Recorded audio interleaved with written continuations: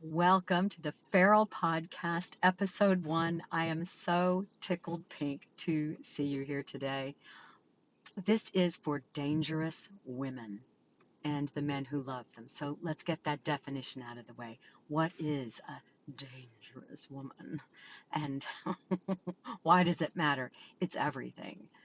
A dangerous woman, late diagnosed ADHD, firstborn daughter from a high control religious system and or narcissistic family dynamic. If you are a dangerous woman, you're dangerous because you spot things, you track patterns, you can sniff them out, and then people don't like you sometimes because you can read the room. Your body picks up vibes and you can anticipate things. And people who are up to no good or don't want to understand themselves more fully really don't want to have any part of it. So that makes you persona non grata, the skunk at the garden party. If you are a dangerous woman, you've lived it. And what's ironic here, one of the many ironies here, is that you're treated like persona non grata. You are considered a little dangerous because you see, because you're an internal truth teller. Oh no. So, who or what are threatened by truth tellers? Oh, now it gets more interesting.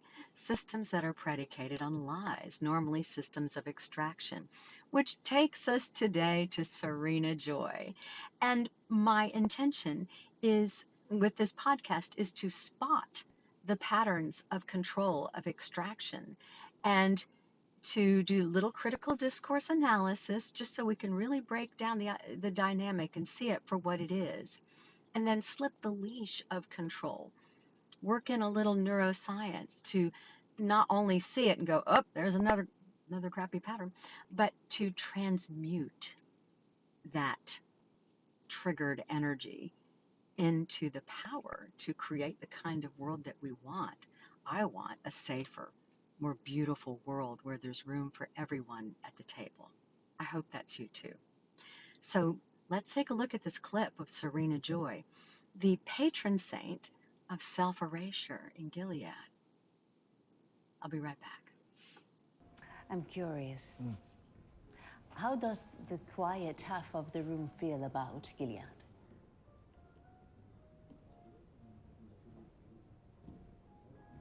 It's absolutely wonderful. What a moment. So there's Serena Joy standing in her plain green dress, somewhat elegant, but all the women are wearing the same dress. It fits in the same way, and they have their hair coiffed similarly. They're poised, and they literally are blending into the wall behind them. It's the same shade of green, for goodness sakes. They are fixtures. They are the epitome of self-erasure. And the thing is, these women are at the very top of the food chain for women in Gilead. It doesn't get any better than it does for these women who are not even allowed to read, write, create anything. And Serena Joy helped to create this. She was an architect. And the thing that I find interesting here is that she is still invested. She's still doing massive PR to try and promote Gilead because she still thinks there's a payoff in it for her. She still thinks she's better than the other women involved. Let's see what else happens. Never mistake a woman's meekness for weakness. Clever. Yes, it is. It's from A Woman's Place. My wife's book. I reread it on the plane. Never mistake a woman's meekness for weakness. What a moment. What a moment. Serena's face. You could just see the flicker of I say now? How do I spin this? And then her husband steps in. Oh, my wife's book. Oh, what a drip, right? It's so interesting to me. All these milk toast, like fake Mr. Rogersy with these men. And really, they're kind of monsters. They're kind, well, they are. Look at what they're doing. They're actively constructing and defending and promoting systems of extraction that use women's bodies to make the whole thing work. They do also prey on men who aren't commanders, aka God's men. It's such a pattern, right? But let's take a closer look at Serena Joy in this moment, because I think there's a lot there. Such a thoughtful argument for domestic feminism, as it was called. Thank you. That's very kind. I heard you speak once at a rally. Before the war, you were very passionate. Women were abandoning their families, and we needed to make a change. We were running out of time. You were arrested for inciting to riot, if I recall. I had a temper in those days. Back then, did you ever imagine a society like this? A society that has reduced its carbon emissions by 78% in 3 years. A society in which women can no longer read your book. Or anything else.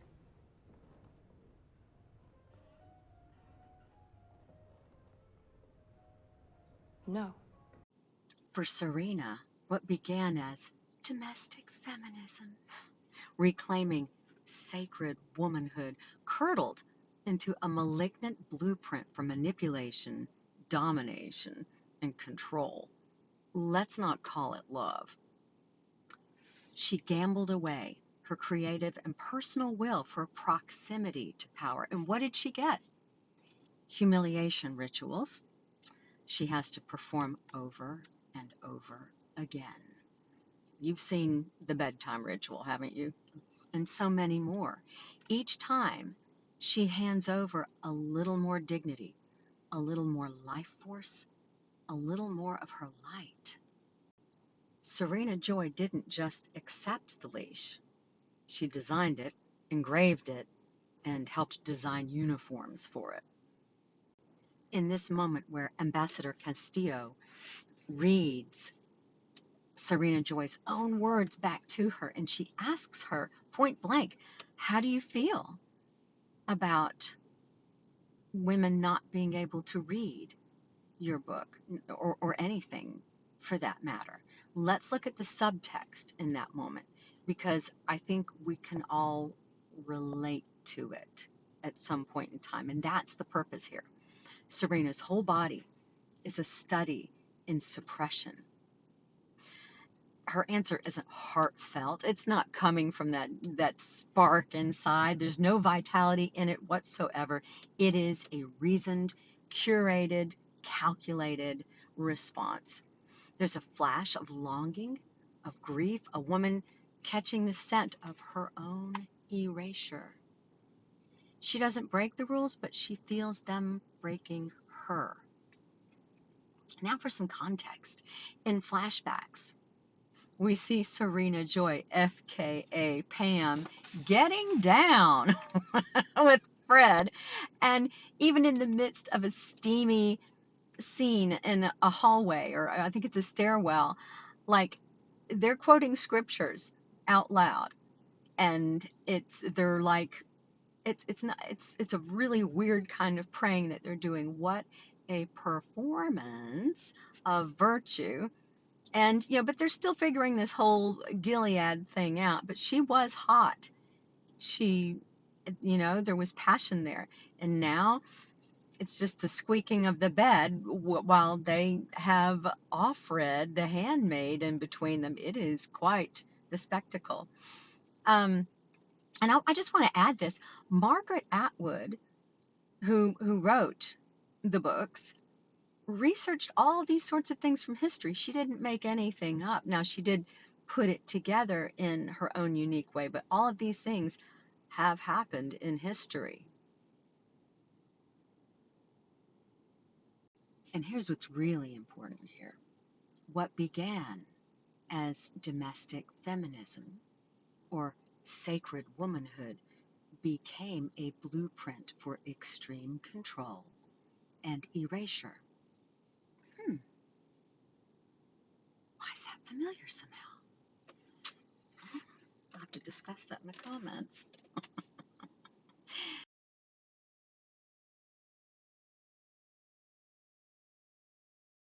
Serena co-wrote her script, and now she's stuck in it. And it's not just Gilead that traps her. It's the roles she willingly worked to be picked for. She fully participated. Now, if you've been brought up into those systems, you don't know any better because that's the way it's always been. But now, it pays to take a look around and examine patterns. And I've been out for over 20 years, and I still find some little nuggets of internalized misogyny or loyalty to systems that do not have my well-being in mind. And it's like, oh, interesting. And the work is to transmute that triggered energy into power to create. And we will be doing that in just a few minutes. I'm very excited.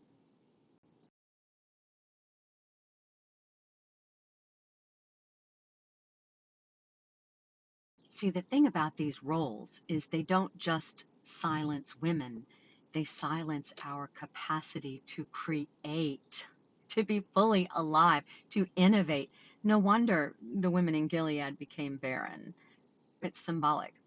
You must be 100% present with yourself to win. When you override your instincts for safety long enough, you end up frozen in place, compliant on the outside and disconnected from your own life force. We're not doing that anymore. For one thing, creativity can't move through that sort of static very easily. And if you're feeling numb, stuck, or oddly out of touch with yourself, your desires, that may be why. So let's bring this home. I've seen this outside of fiction. I bet you have too. I saw it in my own life when I was a church lady. I saw it a lot in my Handmaid to Heroine mini-series with Anne, another truth teller, who bent over backwards to please, even as the price stacked higher and higher. In one moment, God says you're fat. The self-appointed prophet John Paul Jackson from Streams Ministries told her, and that your children are damned. He was so dramatic. I was like, what? This woman had given her heart, mind, soul, resources. They relocated the family all to support this ministry, and he tells her her children are damned. Um, it was insane. But that's the kind of thing that happens. Staying sweet and nice will not save you. Kissing the proverbial ring to power structures will not save you. So what's the option? Because here's the truth. You can read a library full of books on deconstruction, full of books on feminism, but until you work on a somatic level, transmuting these triggers into power, you're fighting against yourself. So let's do that. In my private work, people come back to themselves gently in a way that no discussion ever will. It helps the internalized misogyny, all the training that dangerous women have received. It helps that to unwind in your fascia. It feels pretty good. Because if you are a dangerous woman, you have experienced the Serena Joy experience to some extent. And we deserve better. So we're going to do a little something, if you'd like, that's going to help to transmute that into power for you to create the kind of world that you want. You want to come with me? So here it is. The latest research shows that oxytocin, the bonding hormone, it's not just for climaxing, it's the bonding hormone connection. That is the primary regulating hormone for people born with a uterus, for women. And I mean, dopamine's great, serotonin's wonderful, but it's oxytocin.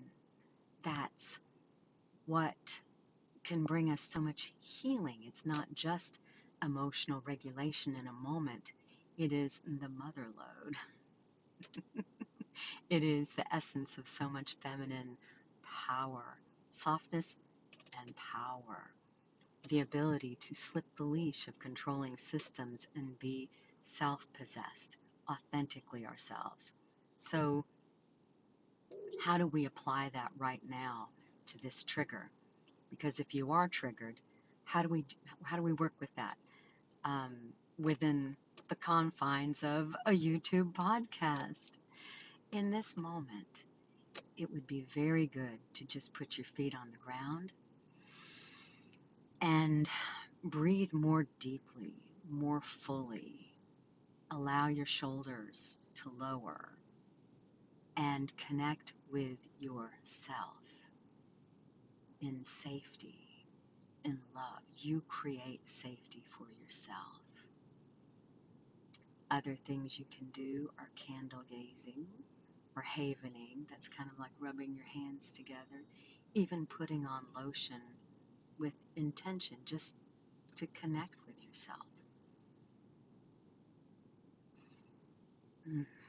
Practice that, will you?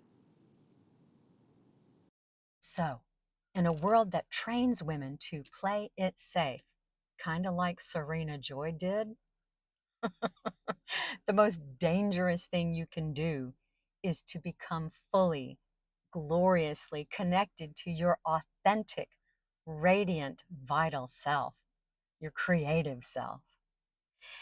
Not dangerous because you're reckless or doing bad things to people. Dangerous because you won't be owned, controlled, manipulated, dominated by systems you can see through anyway. So that's what terrifies the system most, is a woman in possession of herself. So if you liked this, please comment below and please subscribe, you little minx.